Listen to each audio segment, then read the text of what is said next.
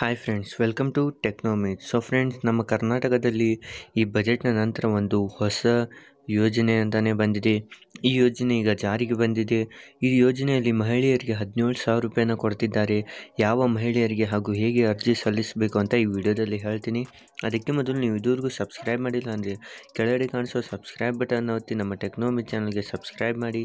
ಹಾಗೆ ಪಕ್ಕದಲ್ಲಿ ಬರುವ ಗಂಟೆಯನ್ನು ಕೂಡ ಮರೆಯದೇ ಒತ್ತಿ. ಇದರಿಂದ ನಮ್ಮೆಲ್ಲ ಹೊಸ ಹೊಸ ವಿಡಿಯೋಗಳು ನಿಮಗೆ ಫ್ರೀಯಾಗಿ ನೋಟಿಫಿಕೇಷನ್ ಬರುತ್ತೆ. ಹಾಗೂ ಈ ವಿಡಿಯೋ ಇಷ್ಟವಾದರೆ ಲೈಕ್ ಮಾಡಿ ಫ್ರೆಂಡ್ಸ್.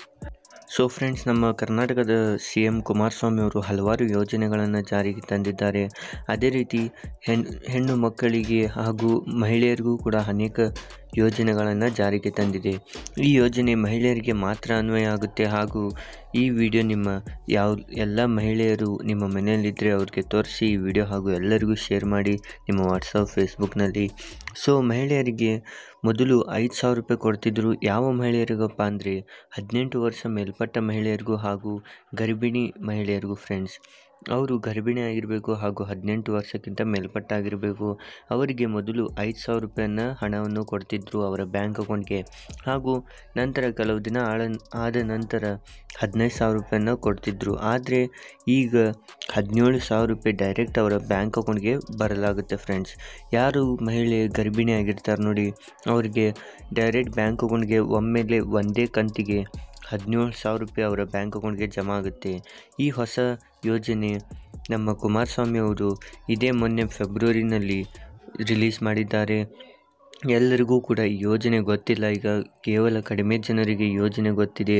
ಸೊ ನೀವು ಅದಕ್ಕೆ ಎಲ್ಲ ಮಹಿಳೆಯರಿಗೂ ಈ ಯೋಜನೆಯನ್ನು ಶೇರ್ ಮಾಡಿ, ಈ ವಿಡಿಯೋನ ನೀವು ಶೇರ್ ಮಾಡಿ. ಸೊ ಇದನ್ನು ಹೇಗೆ ಅರ್ಜಿ ಸಲ್ಲಿಸಬೇಕಂತಲೂ ಕೂಡ ನಾನು ಈಗ ನಿಮಗೆ ಹೇಳ್ತೀನಿ.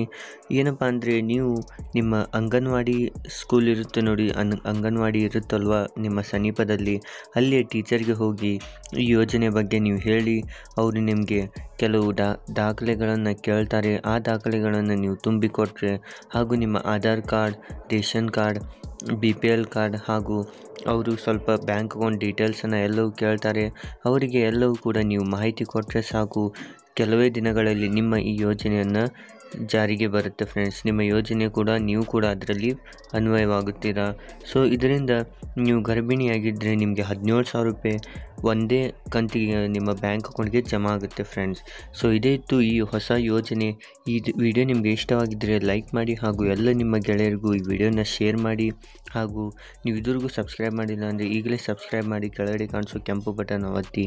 ಸೊ ಇವತ್ತಿಗೆ ಇಷ್ಟ ಇತ್ತು. ಮತ್ತೆ ಸಿಗೋಣ ಮತ್ತೊಂದು ಹೊಸ ವಿಡಿಯೋ ಜೊತೆಗೆ. ಅಲ್ಲಿವರೆಗೂ ಬಾಯ್.